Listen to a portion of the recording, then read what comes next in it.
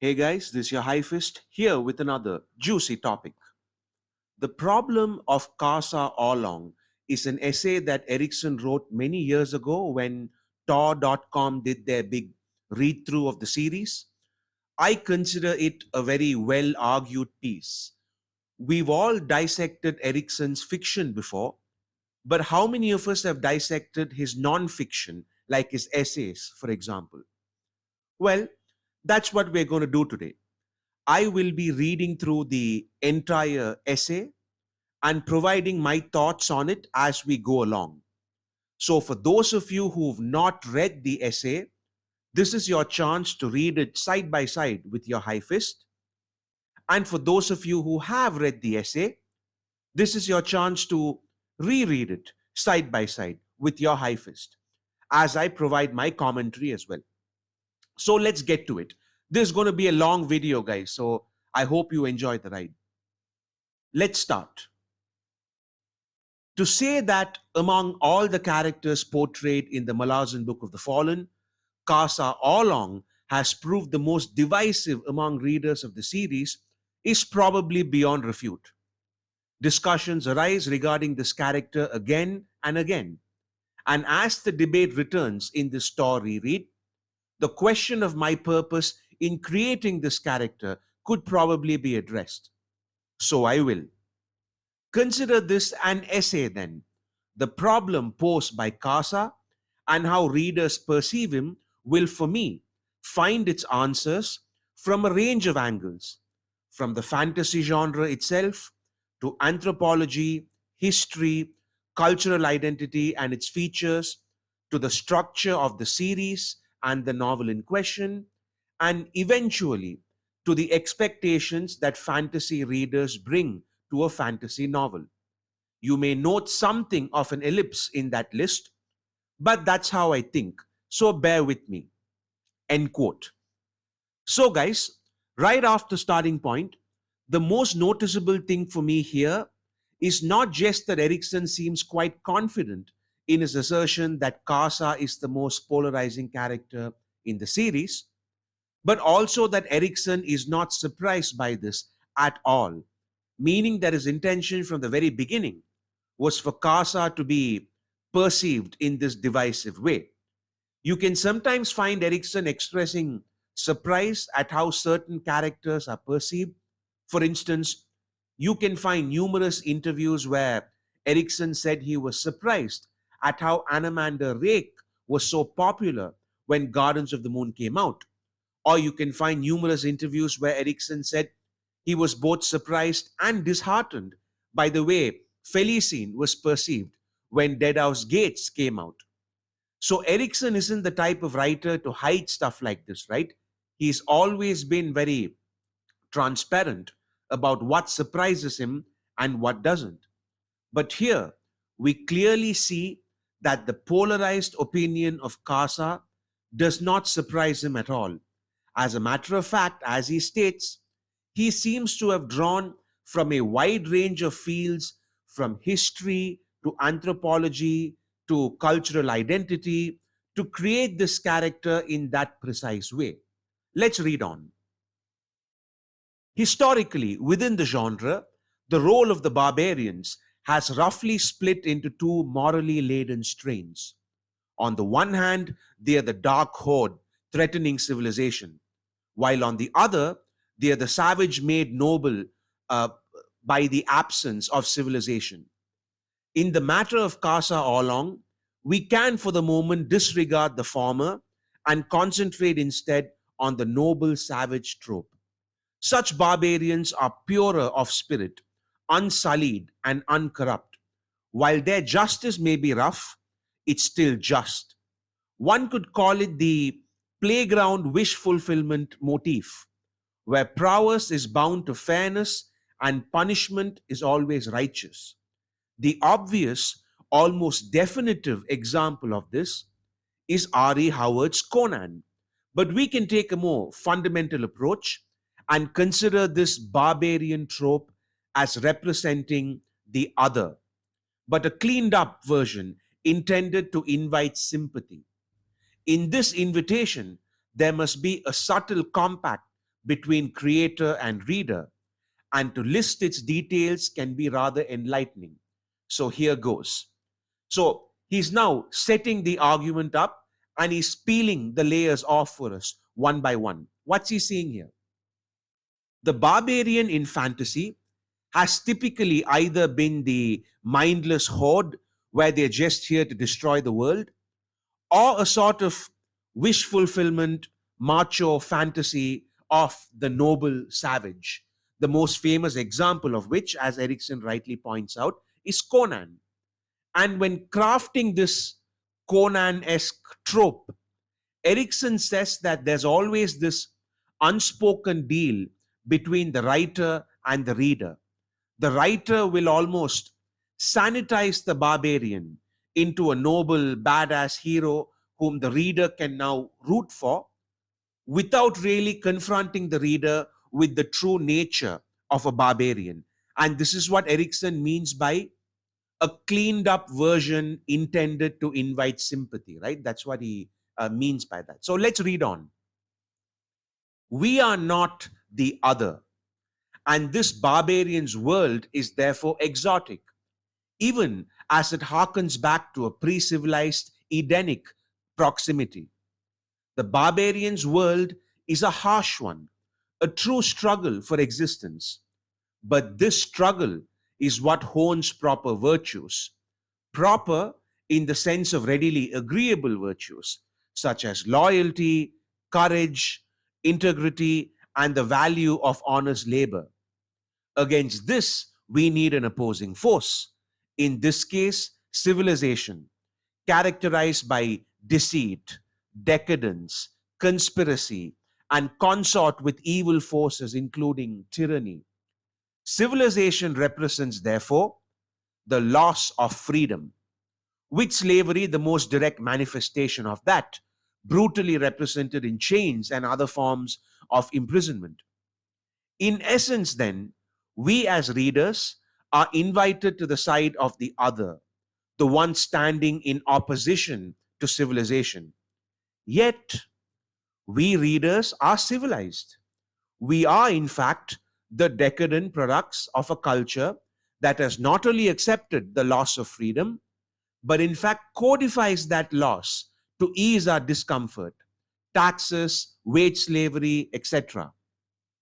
In this manner, we are offered the escapist gift of fantasy, but implicit in this is the notion that A, we need to escape, and B, that civilization is at its core evil. End quote. So Erikson lays out the contradiction in this unspoken deal between the writer and the reader, right? The contradiction is that even though we root for the barbarian in his struggle against the whatever decadence and corruption of civilization, we as readers belong to this corruption in the real world. We are, as Erikson writes, the products of the very decadence that the barbarian battles in this type of fiction. We're not barbarians, we're civilized. And because we firmly establish the barbarian as the other, and because we've sanitized his shortcomings, the barbarian is now this hardworking, virtuous, noble savage whom we root for despite us belonging to the other side. And Erikson adds that implicit in all this is the notion that civilization is evil and that the world would be better if we could all just be noble savages at some level. And this is Erikson's main point in that paragraph, right? That even though this fits into the umbrella of escapist fantasy fiction, there's an implicit assumption, an inherent wish fulfillment in this type of fantasy fiction, where readers get to vicariously reject civilization and support this virtuous barbarian. Let's read on. So, is it not ironic that Leo Grin, a great fan of R.E. Howard, attacks modern fantasy as nihilistic? This man's incomprehension of Howard's own nihilism and anarchic rejection of civilization is simply jaw dropping. Amusing digression ends. So, even though Erikson calls this a digression, he does circle back to this point later on. So, it's worth noting here for now. Let's just say that later on in the essay, Erikson comes back to this and builds on this and demonstrates just how deeply nihilistic the Conan stories are. But for now, let's read on. This brings me, and I can almost hear the groans, to anthropology.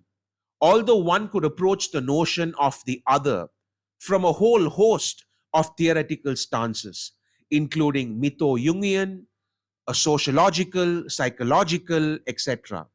The point is, the other is universal to the human condition. It exists in every culture. I won't go into too much detail here, since the singular point I want to make is that the notion of the other is implicitly arrogant. Most cultures give themselves a collective identity, the us, and often attribute to themselves a name that means something like the people, implying that the others are not quite people. This has, of course, justified all manner of conflict and subjugation from ancient times to the present. Accordingly, it is not unique to civilization per se, but to all cultures, regardless of their technological level and social organization.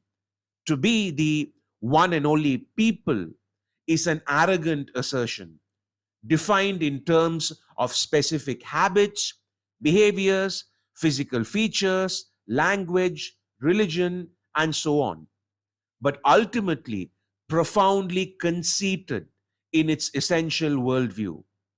By this means all manner of atrocity is possible when dealing with the other, and all militaries impose psychological ritual to ensure that the soldier sees the enemy as an other, and therefore less than human, and therefore permissible to kill.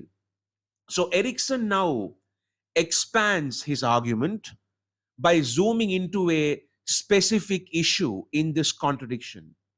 He takes out this concept of the other and shows us what a dangerously arrogant concept it is and how universal this tendency is.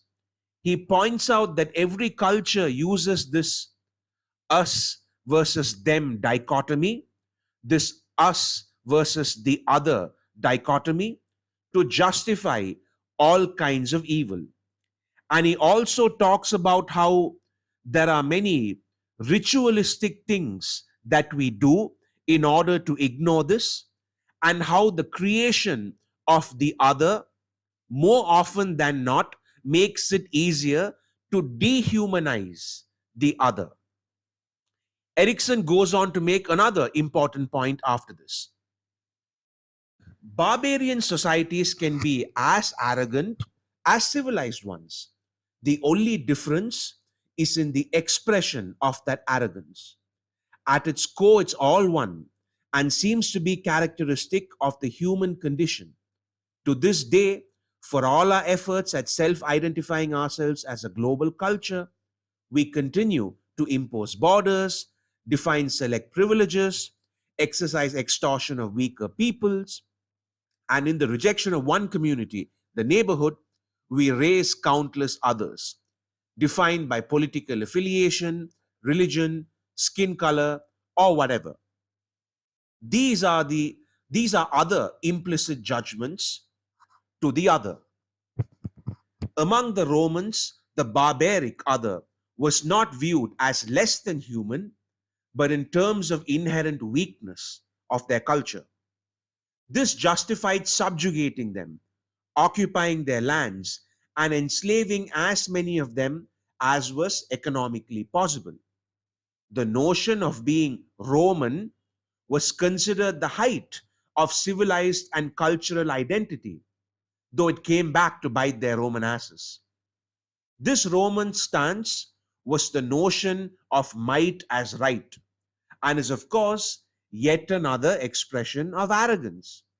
Later on, with the reinstitution of slavery drawing from Africa, the notion of less than human became the dominant justification for brutalizing the other.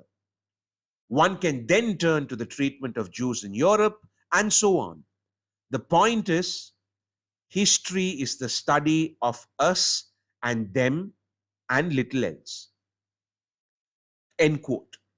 So Erikson says, look, guys, this cannot simply be seen as a theoretical or academic point I'm making.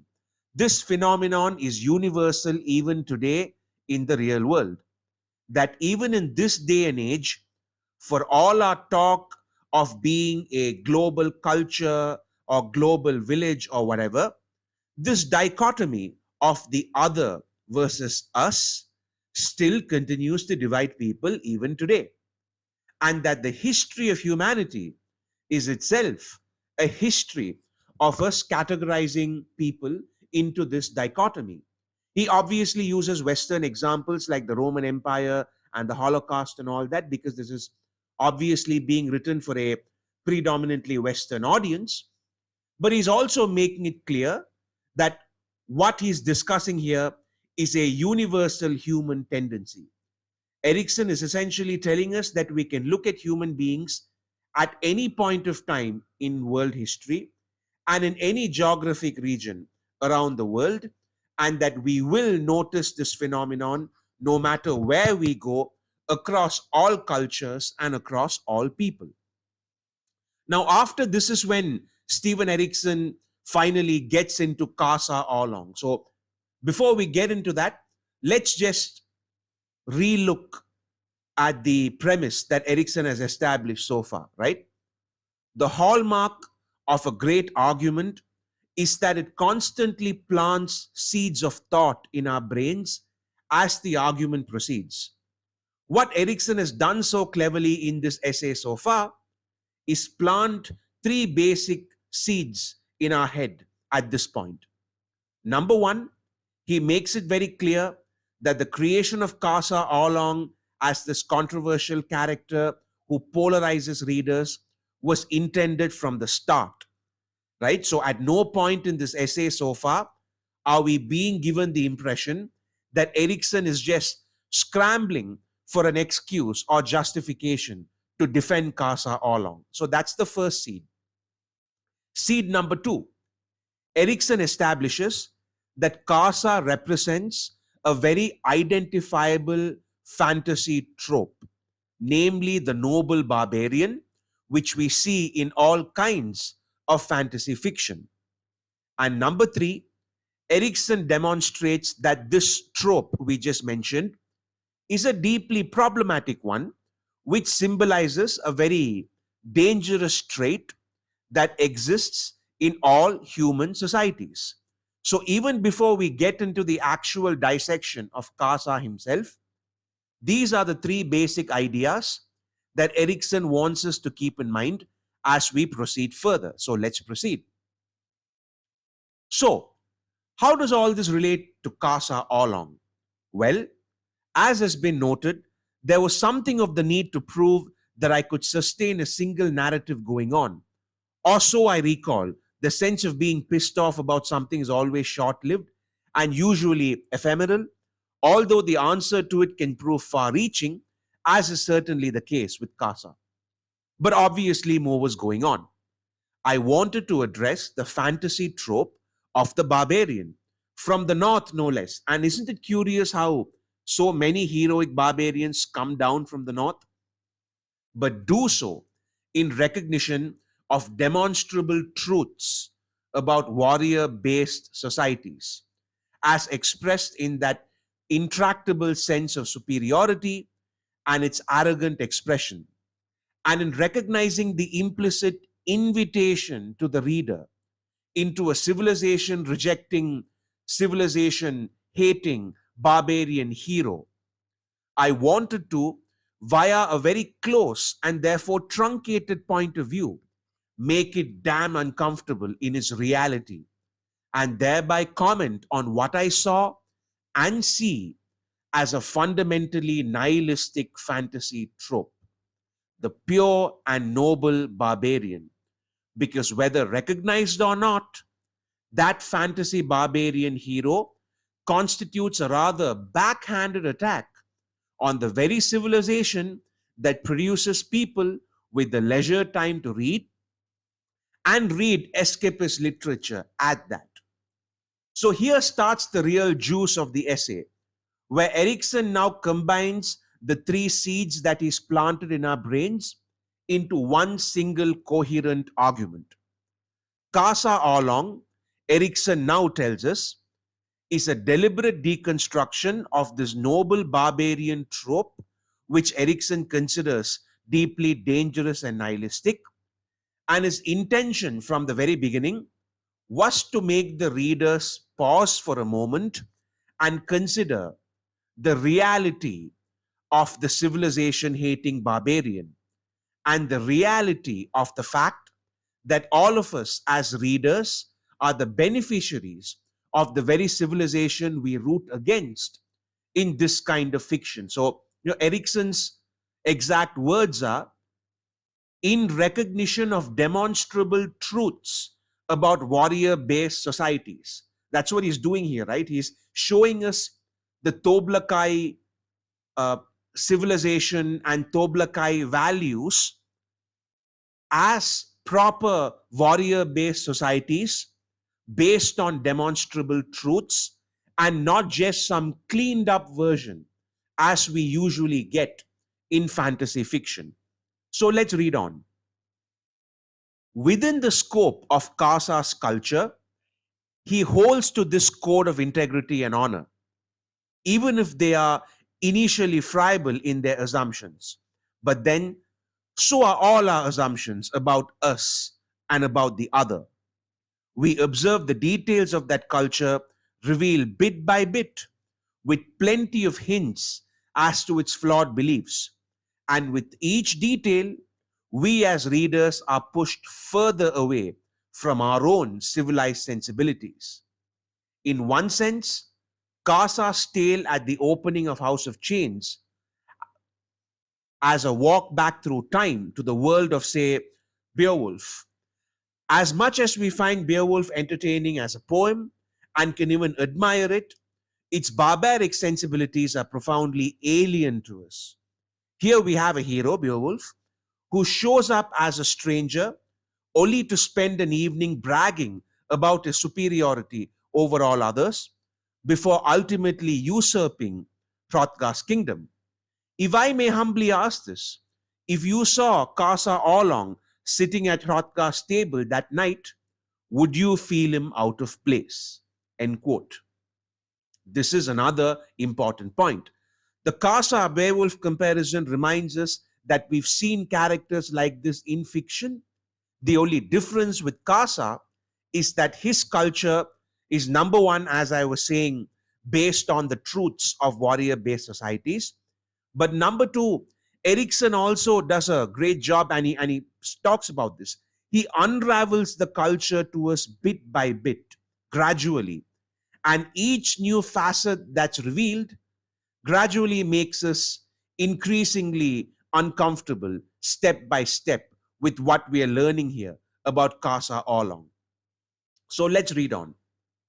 The question is, how far from our own sensibilities can we be pushed before it's too much? Is it his brazen arrogance? Is it the culturally acceptable rapes? Is it the slaughter of townfolk? The rejection of Karsa's companions due to their failures, their weaknesses? Is it his unquenchable self-belief, his need for vengeance, his excessive vows pronounced seemingly without thought, his rejection of civilization, his rejection of enslavement? In other words, where in that Conan-esque code of conduct do we reel back a step, shaking our heads? So this is something to think about, right? Here's a character, Karsa Orlong, who displays all the traits of a Conan-like barbarian. The only difference is that Conan is a romanticized barbarian, while Karsa is an unromanticized barbarian. So Erikson asks us a very clear set of questions, right? At what point do you, as a reader, draw a line in the sand? At what point do you look at the page and say, hey, that's enough? Erikson already knows the answer to this question. So in the next paragraph, he zeroes in on where most people draw that line. One of the areas of serious disturbance among readers is, quite understandably, the rape scenes. There is a counterpoint to these, found later in the novel, that includes Karsa's very direct answer to it, which, while on the surface may seem contradictory to his nature, is in fact anything but. Another area is the use of the word children when voicing his exploits of slaughter. But then, if child slaying is a universal taboo, what does that say about our culture with its missing children? And what does it say about our foreign policies and our fanatic religious beliefs that see children killed every day? Or our notions of wealth that see entire countries left to starve? End quote. Erikson is making two important points here again, right? Focusing on the two most common criticisms of Karsa Orlong, especially that first POV. The first is obviously the issue of rape, and Erikson points out that Karsa is not simply a one dimensional rapist, if you will, that even though there is a cultural acceptance of rape for military conquest, Karsa too detests sexual violence in certain forms, as we see with what he does to Birithel. And that even though this might seem contradictory to us at first, it is not contradictory at all. In fact, it is extremely consistent with the way Karsa functions as as an actual barbarian, as opposed to a Conan-esque barbarian. And the second controversial point he addresses in this paragraph is the Toblakai use of the word children to describe humans. And here Erikson makes a side note that this shouldn't actually be that controversial to us, considering that our own societies today kill far more children than the Toblakai do. In fact, at least with the Toblakai, the word children is simply a euphemism for adult humans. Whereas in the real world, in our world, our governments and economies do kill actual children. Let's read on. Having established this tight, myopic point of view of the classic barbarian, reasonable for an isolated people of remote mountain regions, and structuring the tale empty of overt authorial judgment, yet relentless in its detail, one might then expect to see me take the dark horde route and offer up civilization as the beacon of virtue and enlightenment. But then, maybe Howard had a point. For all that is nihilistic rejection of civilization, personified in the Hyborian tales of Conan, is an invitation to despair, like a bullet to the head, it cannot be dismissed out of hand. Civilization has its problems, and even more distressing, there was indeed a kind of freedom in the pre industrial age that we can only dream of. But how rose tinted are those dreams, discounting as they do death in childbirth, intestinal parasites, disease, disfigurement, starvation, slavery, and so on? Just how far into the escapism from reality should the fantasy genre offer up? Oh, and that is the $64 question I'm slowly approaching. The expectations of the fantasy readership, but everything in its time. Accordingly, Karsa's introduction to civilization is one made in chains, in the stripping away of his barbaric freedom. But arrogance is an unruly beast, and he will not so easily be tamed. And so the struggle between barbarism and civilization becomes his own personal struggle. Even Conan grumbled as much. End quote. So this is just brilliant stuff. Let's dissect it bit by bit. Remember the part earlier about the nihilism in the Conan stories, which I said we will circle back to? Here we are at that point. What Erikson does here is expand the argument once again. He says, look, I'm not here to make your mind up for you. That's your job. I'm simply here to make you think about these questions. Because if Erikson wanted a one dimensional storyline about the evils of barbarity and the greatness of civilization, he could have just gone down the dark horde route, as he points out. He could have just made the Toblakai clear cut bad guys. But Erikson says, hey, what if Robert E. Howard had a point, madman that he is? Because even though the Conan stories are deeply nihilistic in how they reject civilization, there is some semblance of truth in the freedom and purity that exists away from civilization, especially in the pre industrial age. And we see that in Karsa's journey, the entire motif of change, right from him being introduced to civilization in chains, up to the gods now, the chain god himself wanting Karsa to take up his chains, the sort of entire story of Karsa symbolizes how he sees civilization as this entity which shackles you and steals your freedom. And as Erikson points out, he as an Erikson, clearly uses a tone which is almost journalistic, where he's simply recording Karsa's journey as opposed to either defending it or criticizing it too overtly.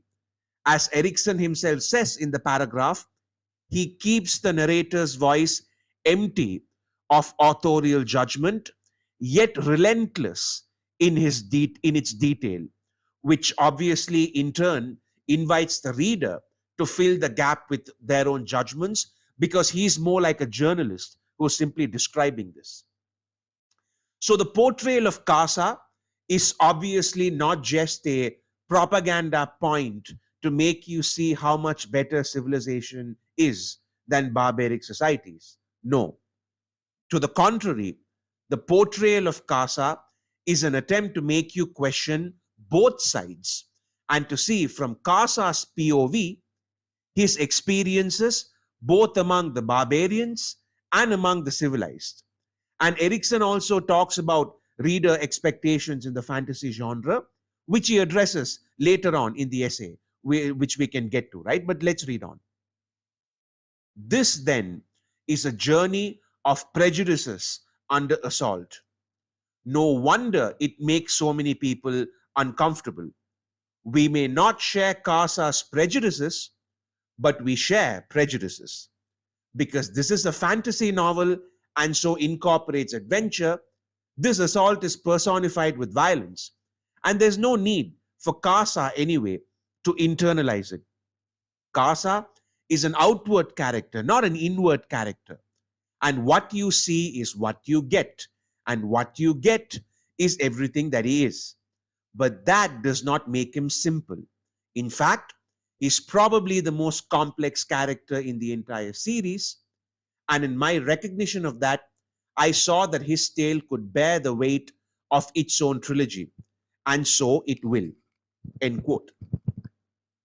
So we get a note here on Erikson's reasoning for the Witness trilogy as well, and it's a crucial point, right? The irony of Karsa is that on the one hand, what you see is what you get, as Erikson puts it. There's no hidden agenda.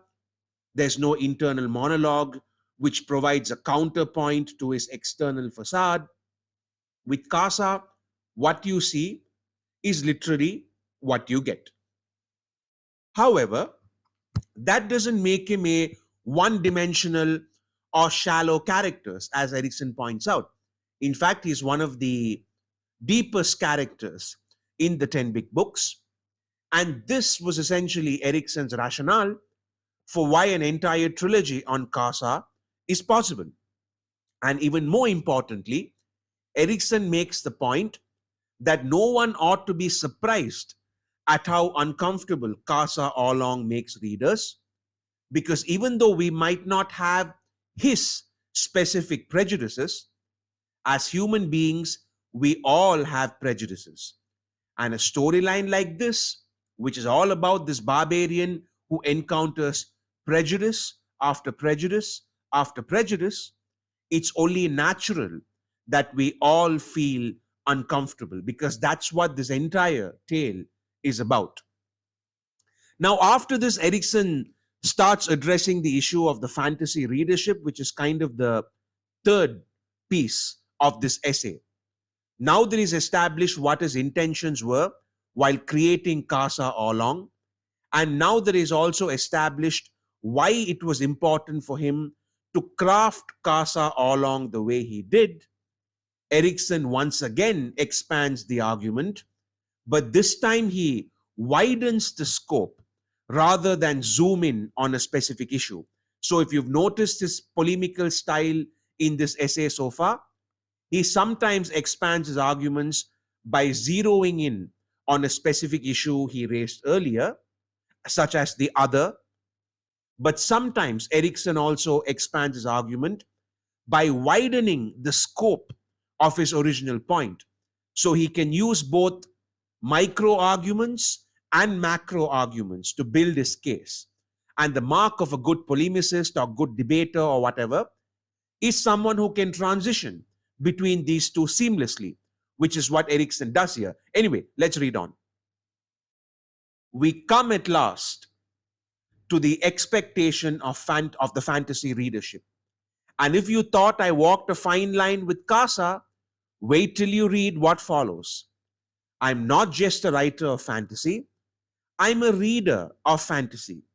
And so I can comfortably stand on both sides of this issue, as can all fantasy writers, barring those who claim to have never read fantasy, and those ones are either dissembling or they truly don't have a clue. I have already broached the subject of escapism, but that is a universal notion made up of numerous and at times contradictory desires, depending on who you talk to.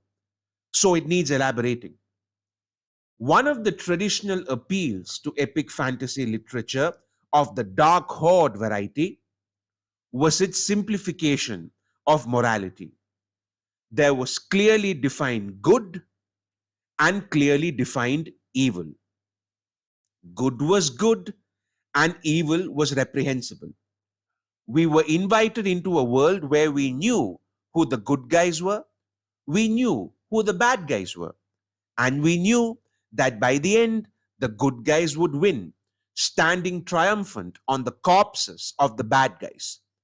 Restless corpses were better since that invited sequels. This is the childlike playground appeal, and in appealing to the child in us, it comforts by virtue of its simplicity, while at the same time it codifies the good virtues and the bad vices, which could in one sense serve as life lessons. Accordingly, this kind of fantasy's engagement with reality was one of reduction, infused with exotic otherness to stir the wonder of an imaginative mind. Comforting stuff, affirming stuff, in fact, the very stuff that Leogrin applauds. So Erikson says, look, not just as a writer, but even as a reader of the fantasy genre, it's quite apparent that fantasy literature, for the most part, thrives on a black and white worldview of good guys and bad guys, where the good guys eventually but always win. And in this escapism, there is another layer we often do not see, which is the codification of what the good guys stand for as good values or virtues, and the codification of what the bad guys stand for as bad values or vices. Leo Grin, by the way, is the same Robert E. Howard admirer whom Erikson mocked earlier in the essay. But Erikson here concedes that there is indeed a weird type of comfort that's offered in these stories, a weird type of solace and escapism that's offered with these types of stories, but he asks us to keep in mind that this childlike playground appeal, as he calls it, is something that is artificially manufactured by creating the other, which gives the barbaric lifestyle a sort of exotic, feel good vibe to it, right? And Erikson then goes on. But that's epic fantasy. It's not sword and sorcery fantasy. It's not R.E. Howard. Arguably, it's not J.R.R. either, but I'll skirt that particular can of worms here. Howard's barbarian hero promised chaos and destruction. Well, he promised to maintain his barbaric virtue even if it took the world down around him. Lovingly spoofed in Jake's Mention My Name in Atlantis. And if it did, well, that was a civilized world, wasn't it? So good riddance. The sword and sorcery form of fantasy literature twisted things, but something of that simplistic, reductionist sensibility still remained. Good was good, if a little hard, and evil was evil. Only the stigmata had changed. The good was the purity of the Cimmerian ice fields.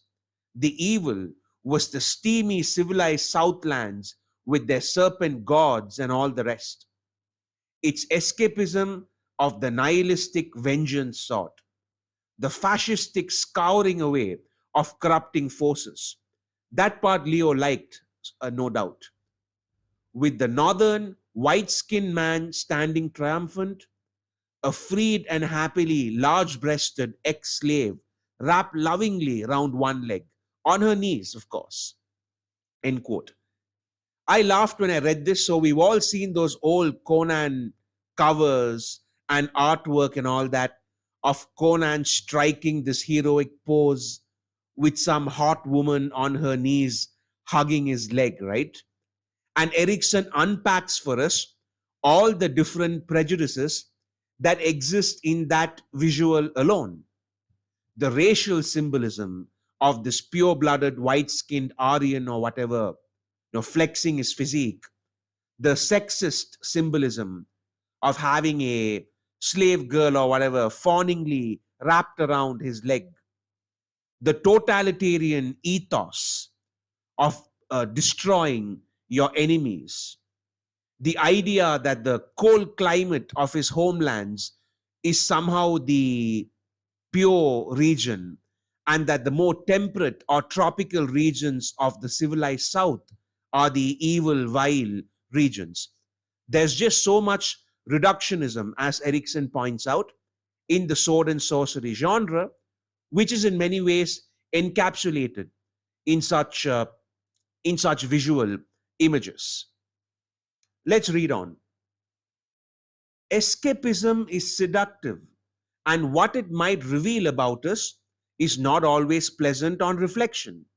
It comes down to the flavors we prefer, the parts we find most inviting to our more fundamental belief systems, whether self articulated or not, and that alone is enough to make any thinking person shiver. Karsa is all of that stripped bare, and in turn he infuriates, shocks, and on occasion makes the jaw drop in disbelief. But he is also the reality of the barbaric, and so represents an overt rejection of the romanticized, fantasized barbarian trope. Some people don't like that. Fair enough. End quote.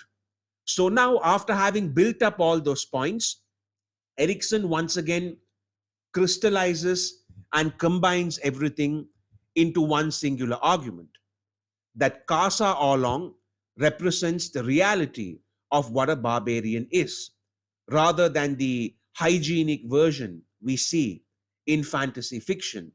He represents what a barbarian would actually think and do, as opposed to a fantasy barbarian who simply acts as the noble hero of the story.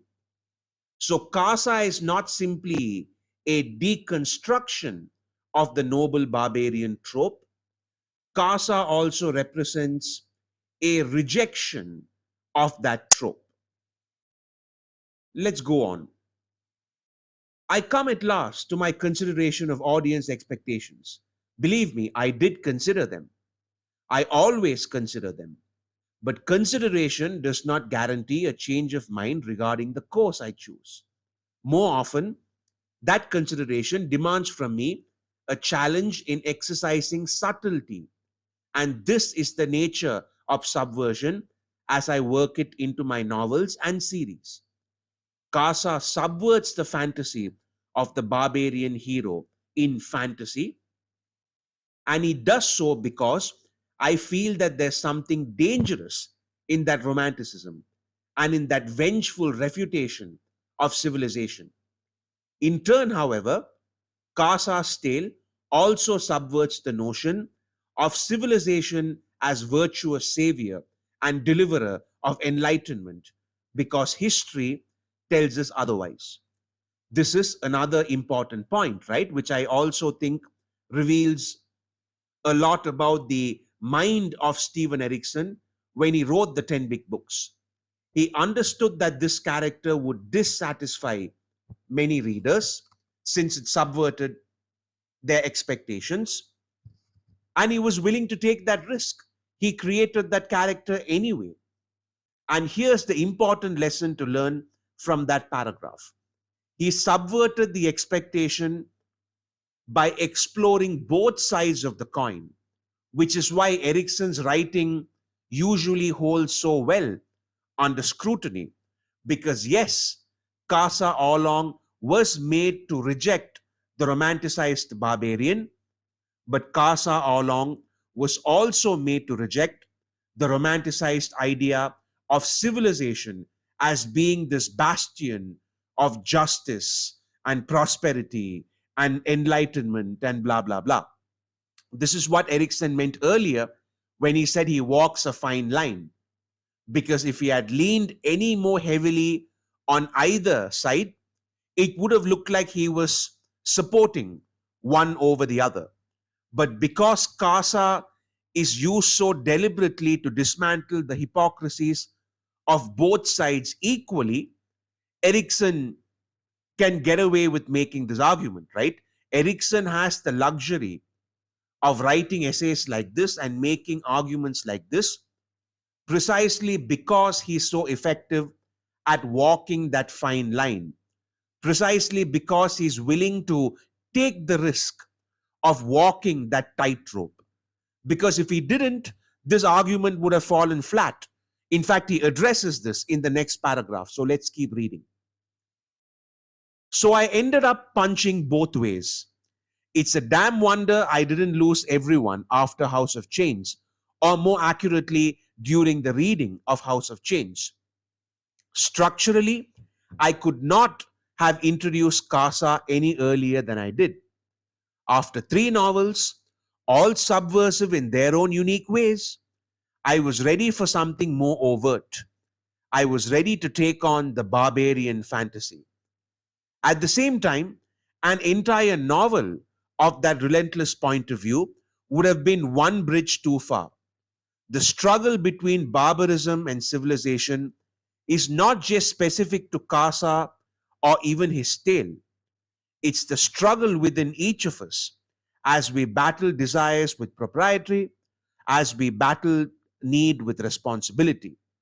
In the remainder of the series, these battles are played out on grander scales.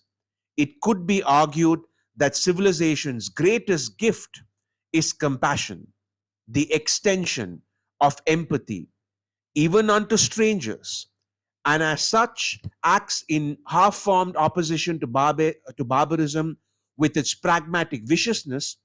And if compassion must be our shield, it is against our own baser natures. This, I think, is another important point, right? First of all, Erikson points out that all these debates and discussions are not exclusive simply to Casa's storyline, nor are they exclusive even to House of Chains. In fact, all 10 books have similar subversions and discussions.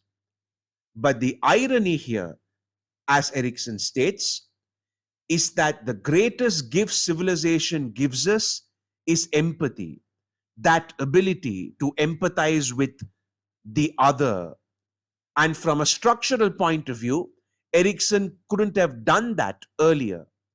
It's interesting to note, right, that Erikson considers this his first real overt deconstruction of a trope in the 10 big books, which once again explains why we had to stick with Karsa's POV for such a long time.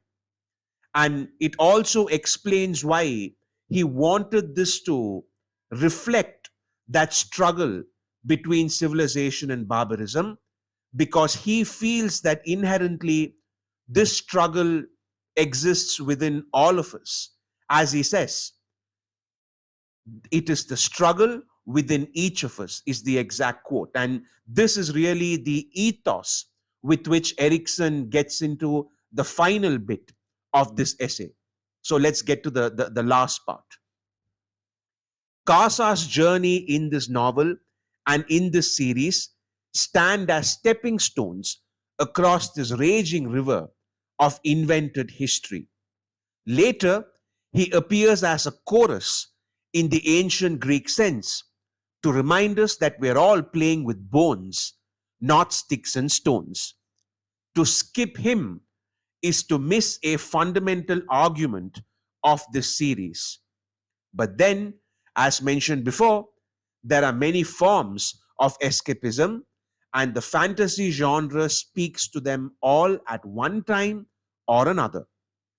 The Malazan books, the Malazan book does not offer readers the escapism into any romantic notions of barbarism or into a world of pure white knight good and pure black tyrant evil. In fact, probably the boldest claim to escapist fantasy my series makes is an offering up a world where we all have power. No matter our station, no matter our flaws and weaknesses, we all have power. I don't know about you, but I'll escape into that world every chance I can. Now, as Karsa would say, too many words, witness.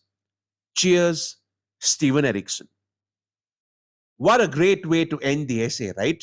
Concluding by encapsulating the essence of his case and by adding a bit more at the end as well. He says, look, I've not given you sort of a conceited version of escapist fiction.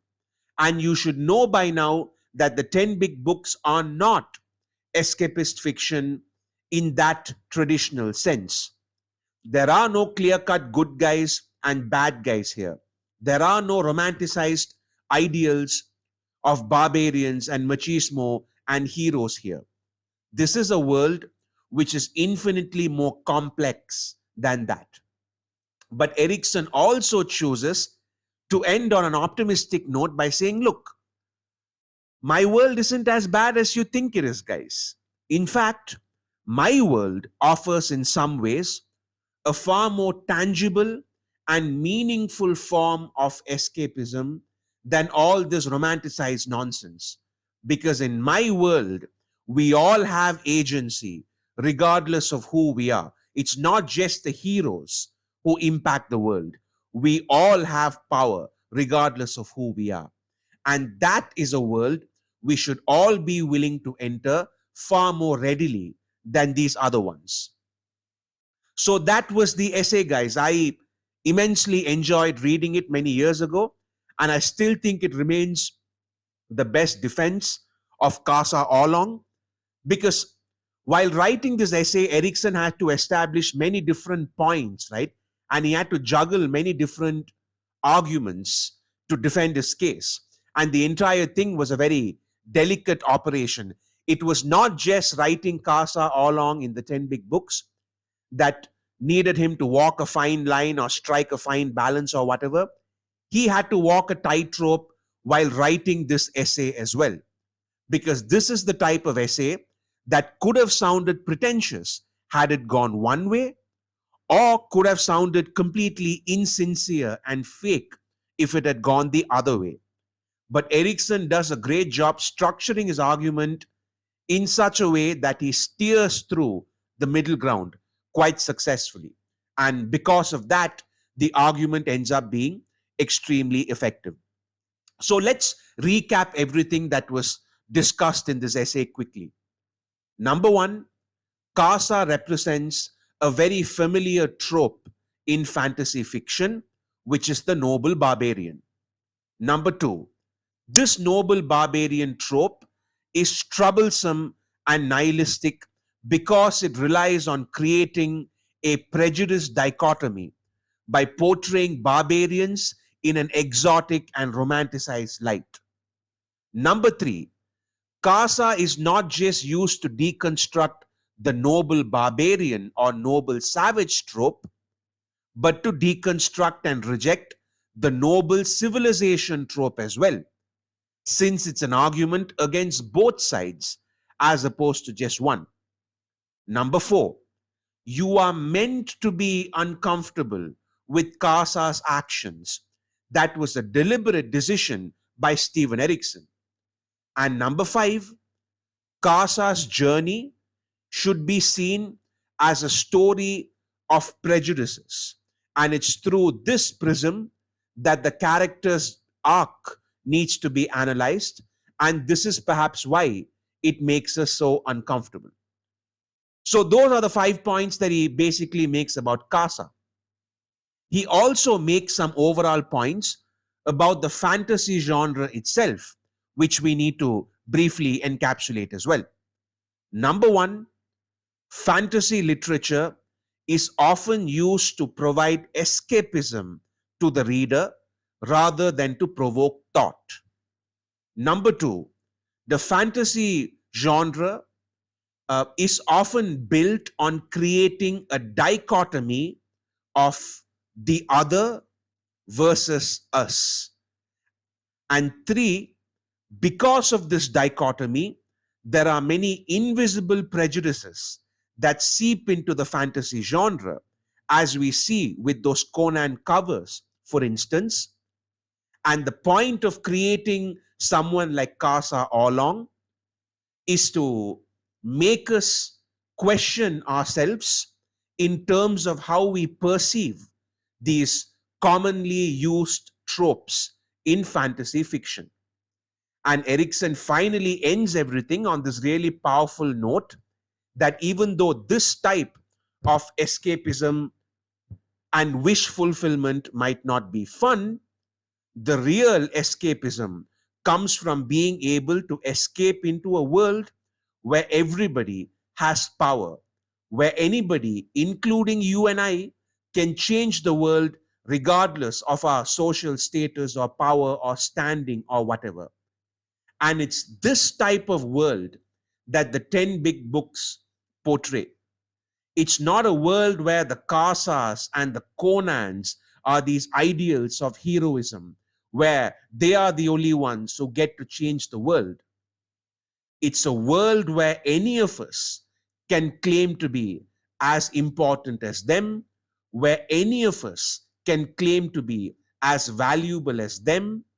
And this is the type of escapism that's actually meaningful.